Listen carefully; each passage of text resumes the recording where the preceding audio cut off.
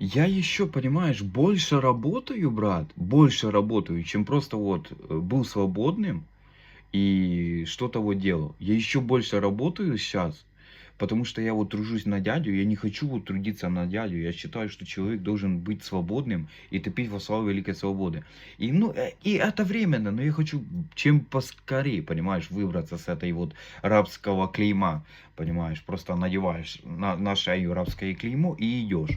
То есть я не хочу этого делать, я просто вот беру, знаешь, и просто топлю, развиваю свои проекты, занимаюсь, творю что-то, изучаю, и читаю и стремлюсь к чему-то, понимаешь? И работаю еще больше, чем, ну, чем просто вот я работал, был свободным.